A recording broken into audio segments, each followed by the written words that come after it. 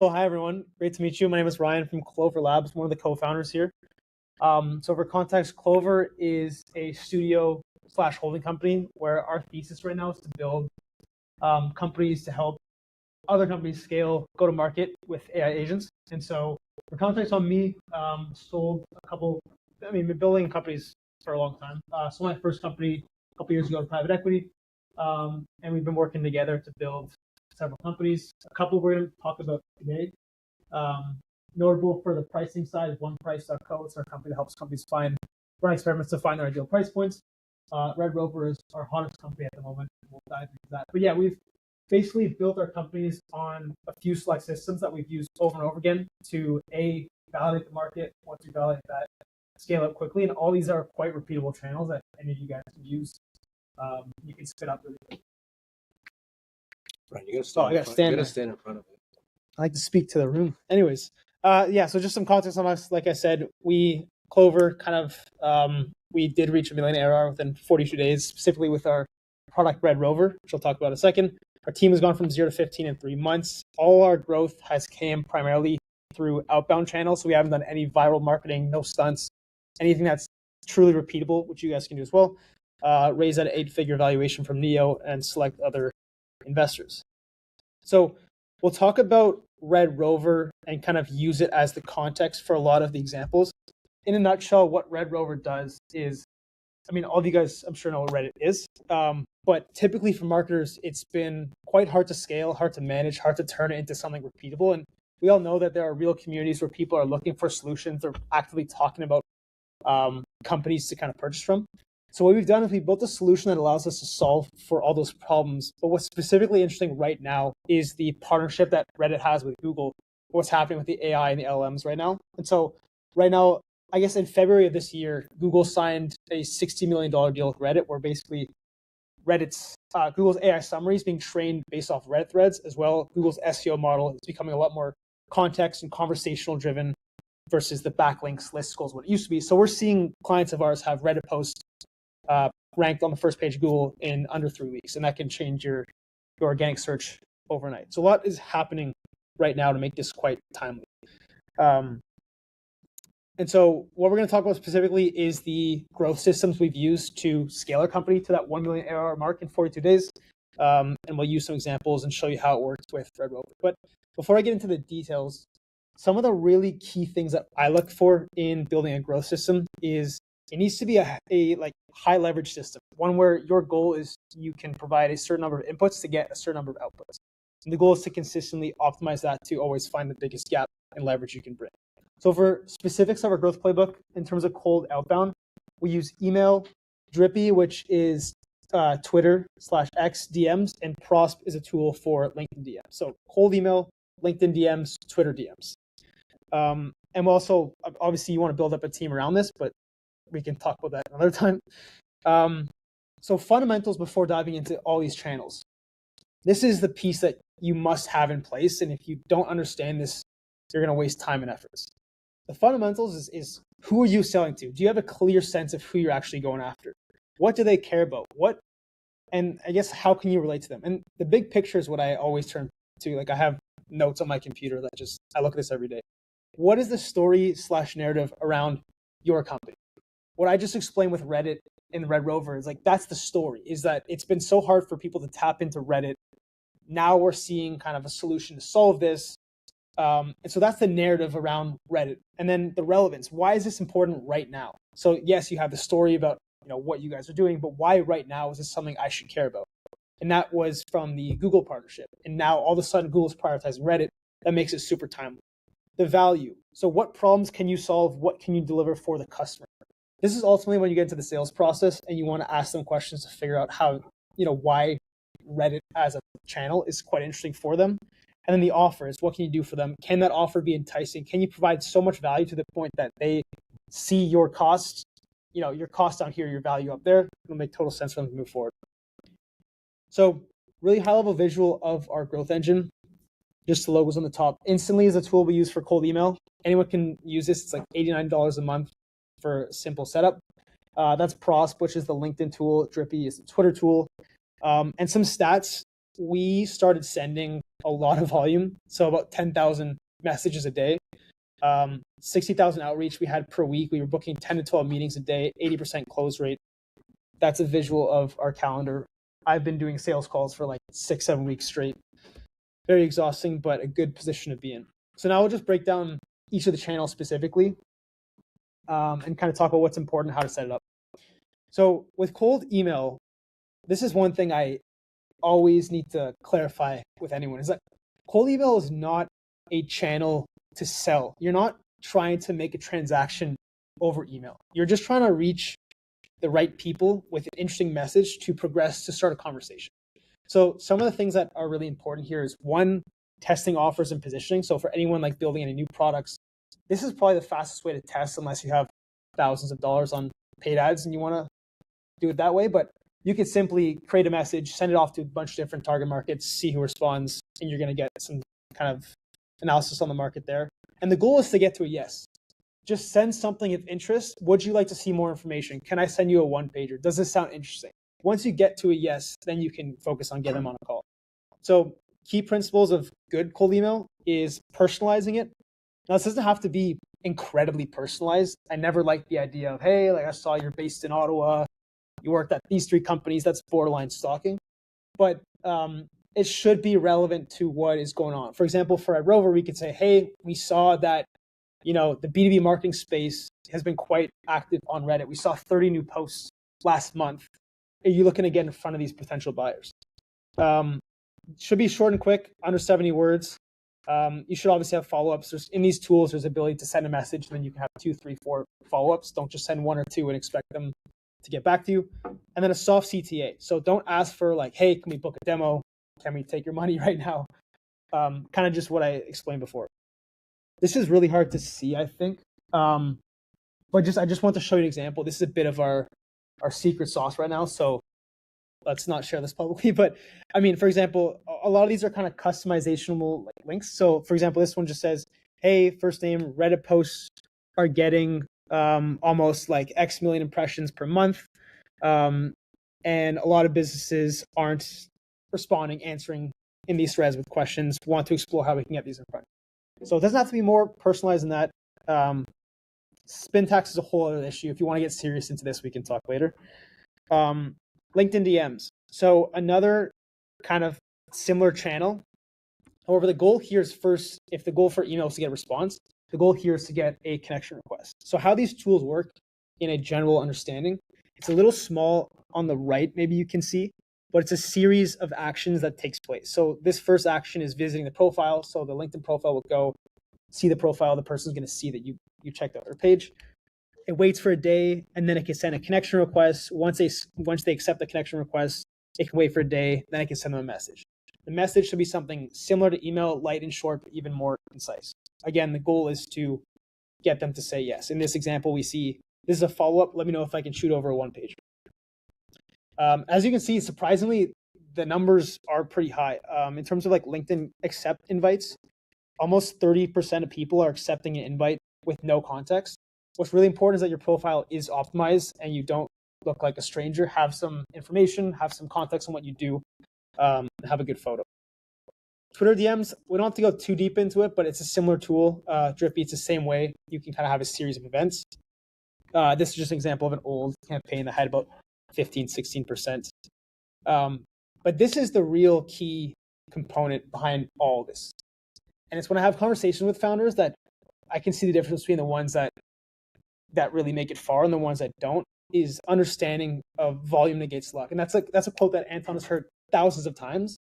And it's that if you think sending 100 emails, 200 emails, 500 emails a day, even a week is a lot, compared to folks who are sending thousands of emails, like how can you produce so much output to the point that it's unreasonable that you would fail? Obviously, you can have a sentiment on, is this resonating? But we're sending, 10,000 emails a day. We're usually having kind of case studies. We have one core growth engine we start with. Most companies, or a lot of people can try to spread themselves too thin, getting to paid ads. What should we do first?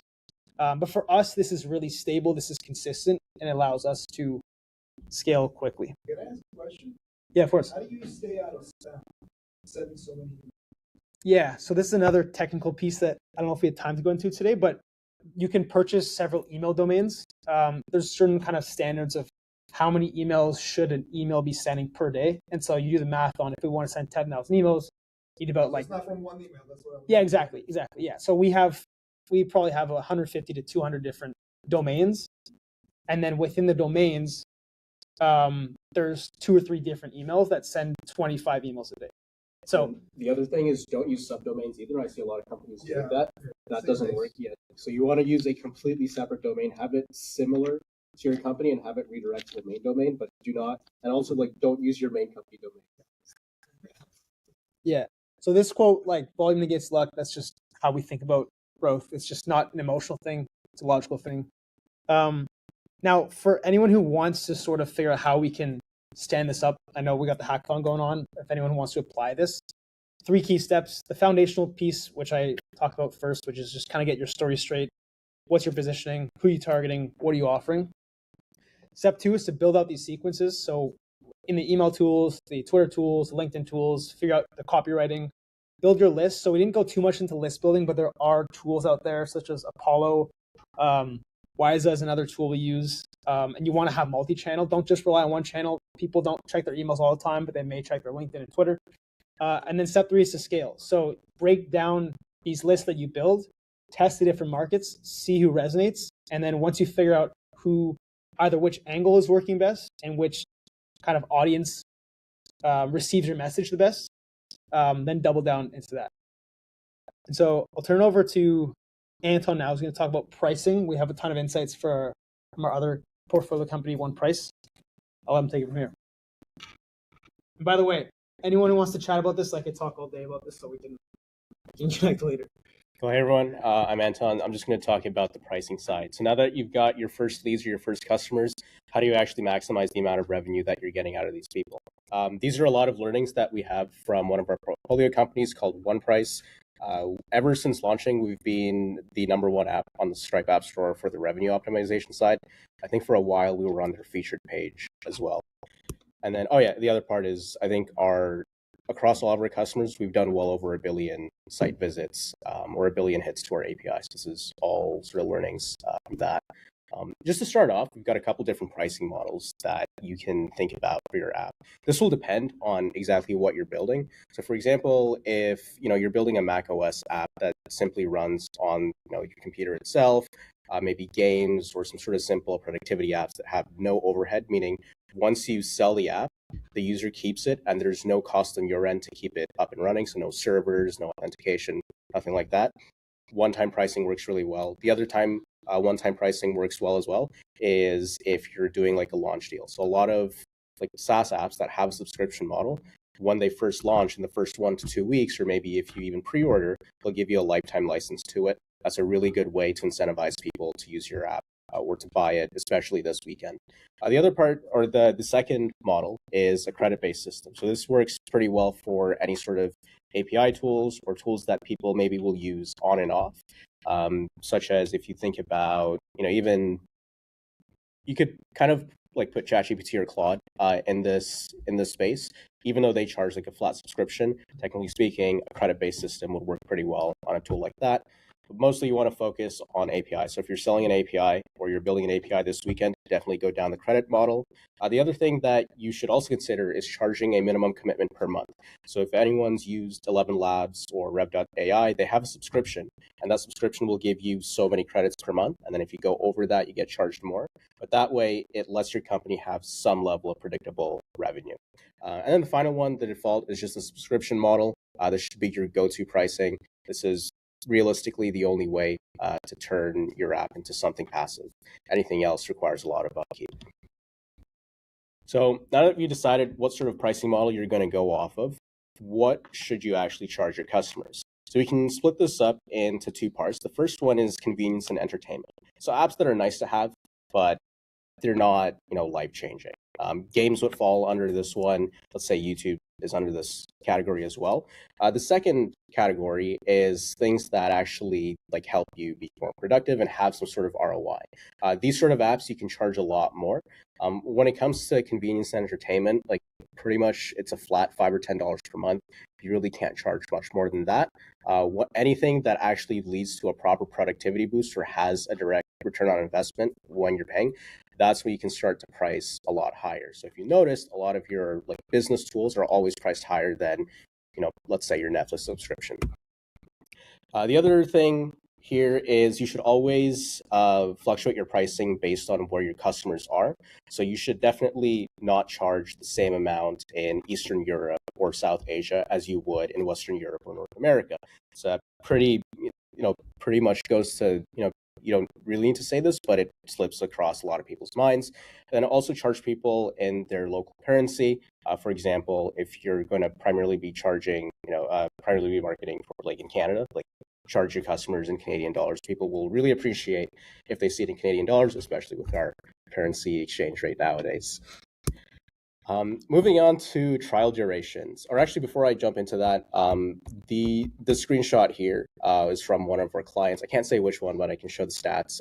They saw a 30% boost in revenue simply by charging their customers in their local currency. The actual price in US dollars was the exact same. It's just how they presented it was better and more favorable. Trial durations. So this is pretty simple. This is what we've noticed across most of our clients. Any sort of complicated app that takes some time to get onboarded to and familiarize yourself with, 30 days is a good mark over there.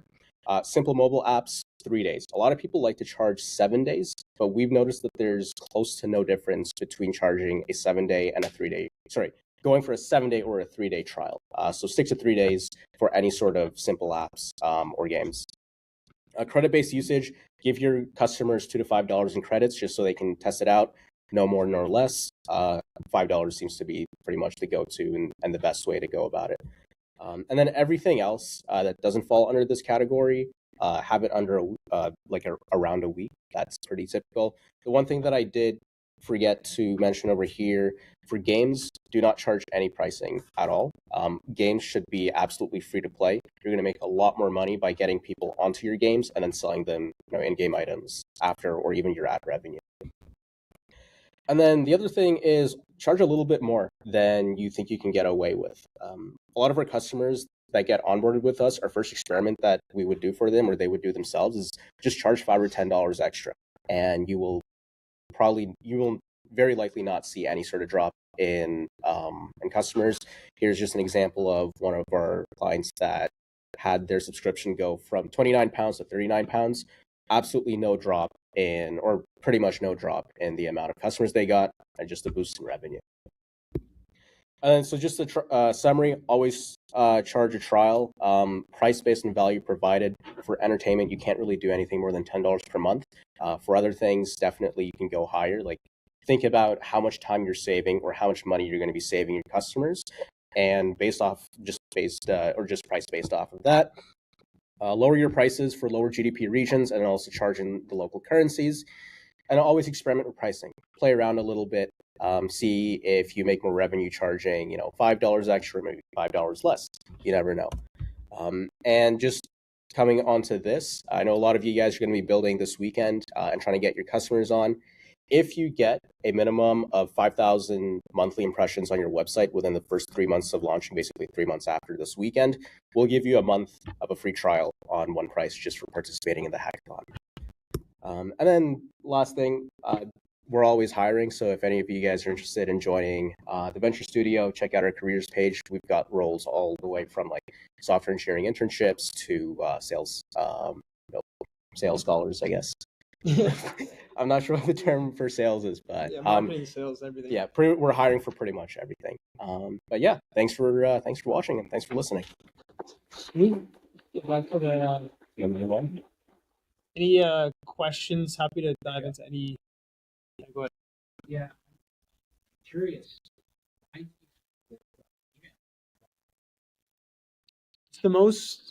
It's the simplest and most repeatable channel that you have pure control over.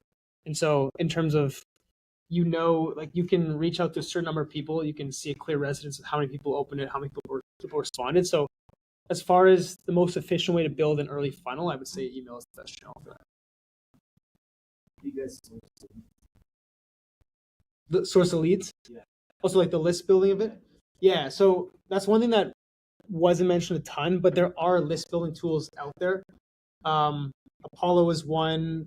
We use one called Wise, I think it's called. There's several tools out there, and then you can kind of build lists based on the criteria. If you want to target, you export the list, and then you upload it to one of the tools. Cool. Oh, yeah. I was curious, just really quick, kind of like, how do you feel AI has helped you with this specific really AI?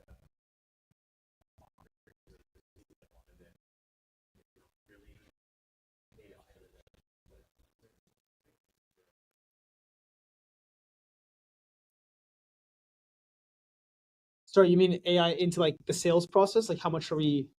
Yeah, just We're like using that? where do you see AI? Yeah.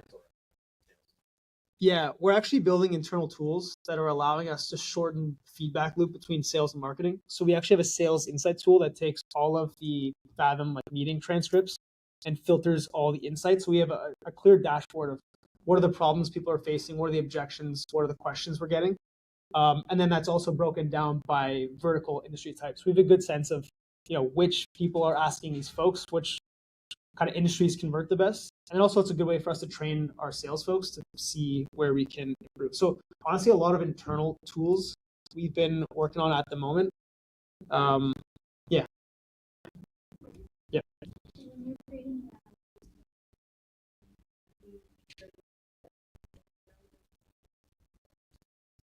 Yeah.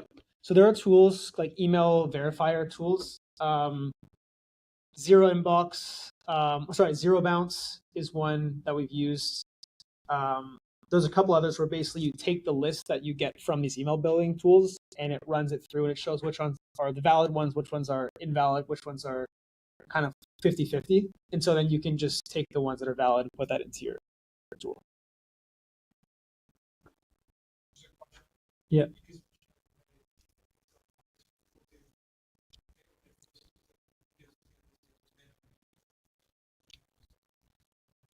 Yeah.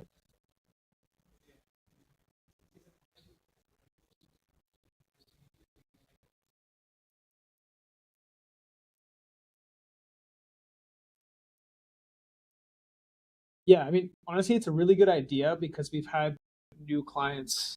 I don't think I was gonna.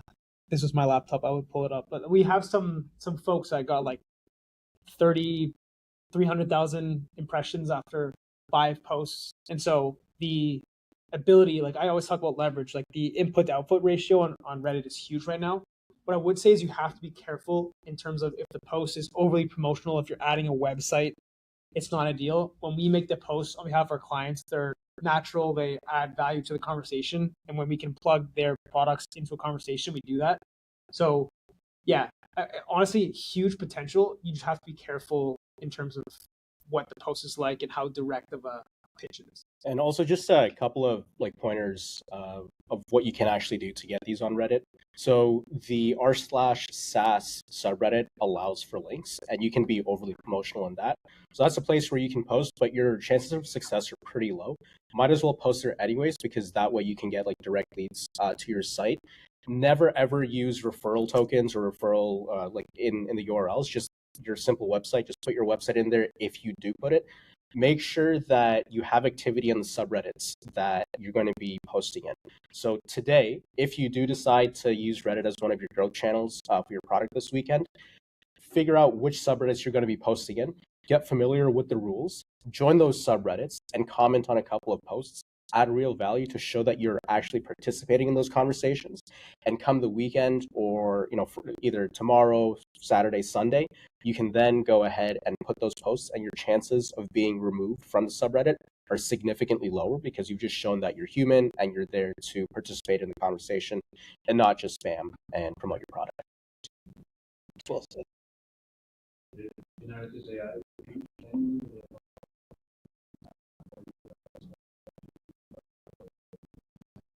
In terms of, is this Reddit writing or just in general? SEO opinion, or did not that like change their mind?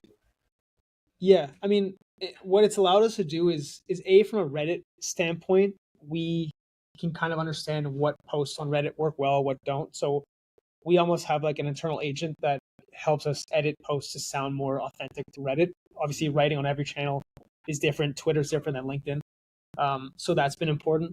In terms of SEO, it's kind of helped us get quicker feedback loops from what is going to rank as well. And so you can sometimes even ask, like we're actually building tools to handle this, but you can even ask and talk to the LLMs like what is ranking, what's missing, like what can we add to the conversation. So yeah, we're using it across whether it's the Red Rover company or our internal tools for sure. What would you say is the most difficult problem that you have to deal with now, and what are you doing to solve it? In terms of growing like the company? Yeah. Right now, I mean, Anton probably has a list of technical problems, but on the marketing and growth side, it's adjusting for scale. So we've hit product market fit. We have folks coming in, and now it's how do you, like, I'm currently building a sales team to take calls, and so there's a lot of training, there's a lot of scaling up of our existing channels right now. Also, sometimes the space in email is always different. Like we're testing out different tools to see what works best. But yeah, we're kind of now transitioning from, we're still early stage, but we're transitioning from the testing to now the real scaling. So it's just different challenges. On the technical side, there's a whole list, but I think the most relevant one for you guys today would be the type of content that you're putting on Reddit. So Reddit has this very minimum sort of baseline of like what sort of content can go on that is and generally accepted. But then each subreddit that you post on has their own rules. For example, some subreddits like r/SAS might allow promotional posts all the time, while others completely ban them outright. And it's just being able to fit the tone and fit the culture of those subreddits, especially for when it comes to the content writing.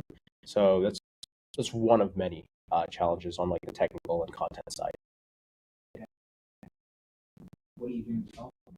Oh, what we're doing to solve it, so we are building a lot of internal tools that will essentially allow us to our tools almost act like the subreddit mods. So we give them the rules, we train them on the actual posts that have went viral in that subreddit. And then what we'll do is we'll feed in that content and be like, hey, like, okay, here's the post that we want to do. Does this pass the rules? Is this going to get removed by automod? Is this going to get removed later on? Is this spammy? And that helps us almost just shorten the feedback loop.